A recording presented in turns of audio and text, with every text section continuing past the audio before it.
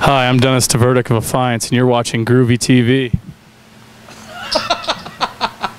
Sorry. Hello?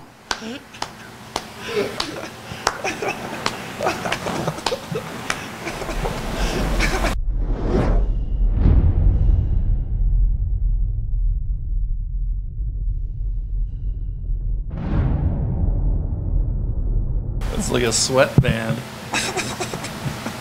It's like an ice cream cone. It doesn't taste very good. Yeah, well now it just tastes like your forehead. Does it smell good?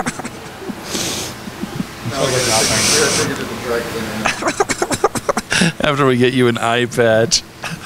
That's me. Okay. That's me. That's him. Hey, this is Groovy Dennis from Affiance here at Summit Music Hall. How are you, sir? I'm doing good. My lower right back hurts a little bit because I pick everyone up.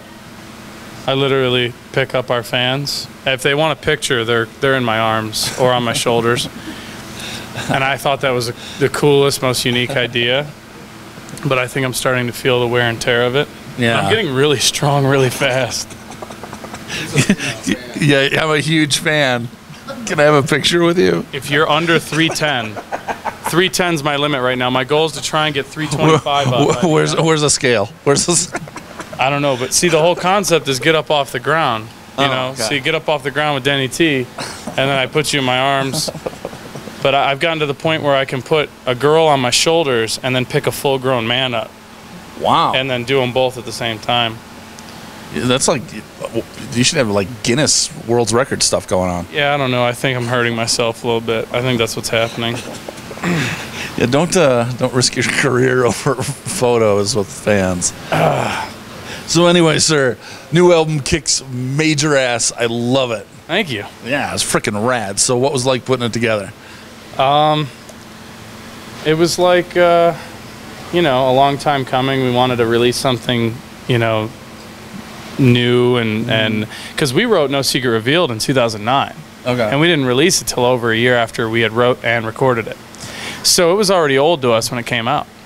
And then we were writing the campaign all throughout the end of 2011 and the first half of 2012, and we recorded it. We were stoked. We were like, oh yeah, finally. And we felt like we skipped a release. Like we went to our third album or something. So it's just nice to have that album out and people can hear where we're at now instead of trying to market an old album that was like, Patrick, our drummer, was in the band for 13 days when we went to track No Secret Revealed. So like, you know, the drums we played live to those songs were 4 times better than what he had recorded. Wow. As someone who had just turned 18. So. So are you working on the next album now? No.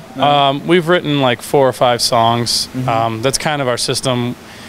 We get excited and we'll just write like anywhere from 3 to 5 songs and then just put them on a shelf. Okay. And be like, you know what, in 6 months to a year, we'll bring it out and we'll improve it, and then we'll go to a cabin in the woods or force ourselves to work 10-hour days and write the remainder of the songs. Okay.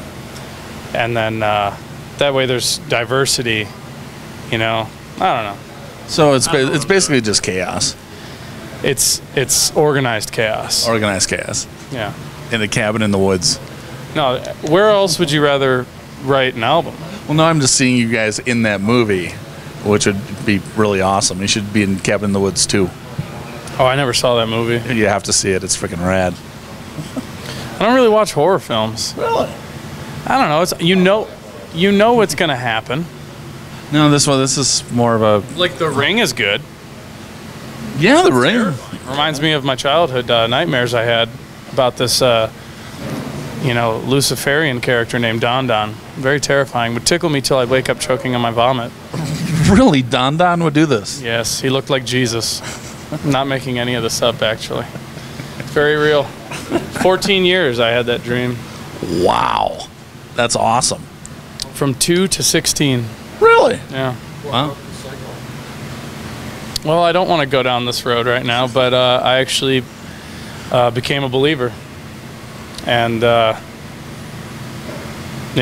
ironically, like I'm not into like superstition stuff, and I don't really think that something as simple as getting baptized with some water is really doing anything besides changing your mindset. But ironically enough, I went through the Catholic baptism, which is not even like the whole like whoa, this tool sucks. But you know, I wasn't like fully submerged in a river and like hallelujah. It was just like and then like sprinkle, and that was my baptism at almost 17. I was like 16 and a half, and then I never had a dream again. Wow, that's awesome. Yeah, I mean, I'm pretty confident it was my mindset to, you know, choosing a life of belief and faith. It wasn't the water that rid the dreams. But if it was, then I recommend to all people, if they're having horrible nightmares, go to a Catholic church. There should be a little dish of holy water right inside the door. Dump it on your head and see if the dreams go away. Right on. Right on. It's worth a shot. That's very cool. All right, man. So let's talk about the tour a little bit. Like, this thing is amazing. Yeah, it's beyond. Is it like dream come true kind of stuff? Stupid.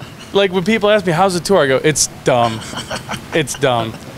Like a couple months ago, we were on a headliner with no support, playing in front of, I think the smallest crowd we played for was like 17, and the biggest crowd we had played for was like, I want to say 186. Nice. And like a lot of the rooms were really crappy, and yeah, now we play in front of an average of 11 to 1,300 people a night, and well, they got to be loving you guys. I'm on tour with Killswitch and Gage. Like, what? Who am I? What is this? I don't know what I'm doing right now. It tastes weird. I've eaten shit for so long, I don't know what real food tastes like anymore. That's basically, I'm being fed a buffet of delicious food. Mm-hmm. That's, you know, the metaphor for this tour, and I'm just like, you know.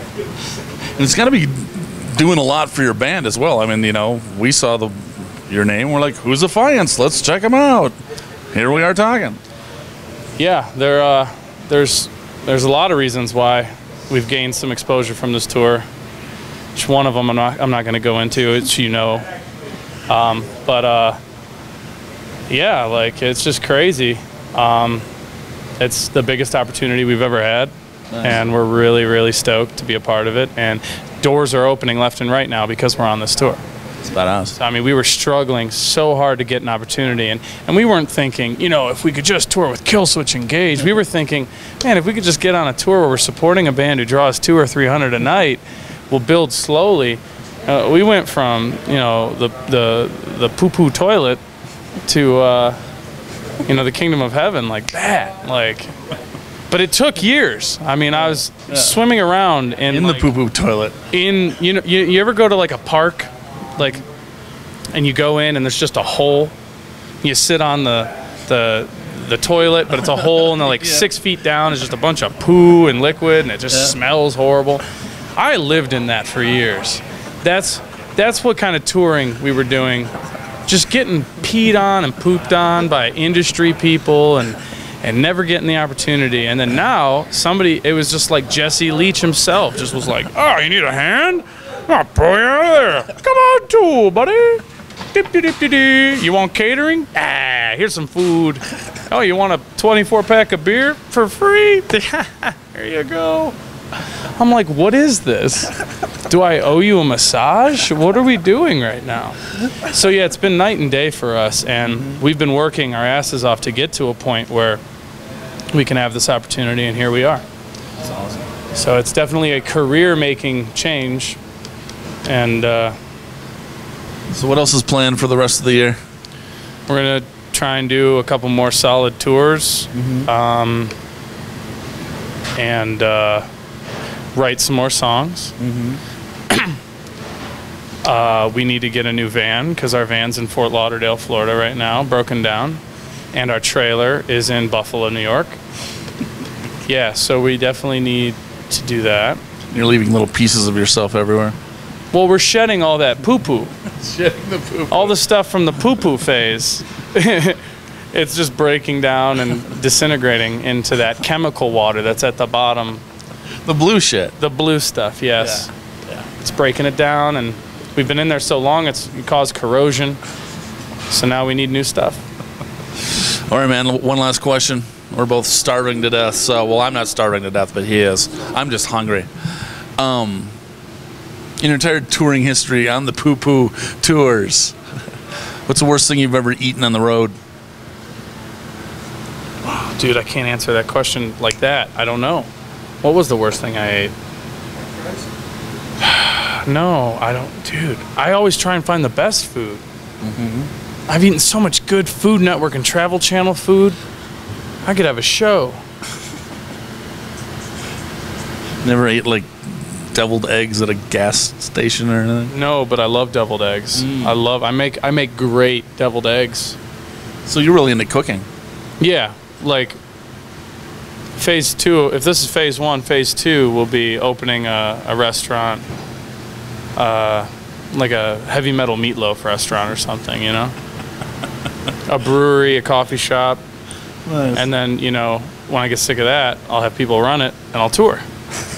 That's perfect. That's the goal, I guess. And then maybe mayor of Cleveland will be phase 3. Senator, possibly later. You get that high up, and you're sleeping with the devil, you know. Keep it local, and I can be as true as I possibly can be to myself and my goals. I don't know. What's the worst food I ate on tour? I'm sorry. What about the best? That's too hard. What's the best meal that Adam Richman had? You know, I don't know. I don't know. Oh, you know what I'm looking forward to though? I'll tell you this. Las Vegas, $7 prime rib. Hell yeah. I'm looking forward to that. Being blocked up for 2 days. Yeah. Yep. More poo-poo platter. All right, man. Thank you so much for your time. Thank you. I appreciate it. This is Groovey. I'm here with Dennis from Affiance, Summit Music Hall, Denver, Colorado. Bye-bye.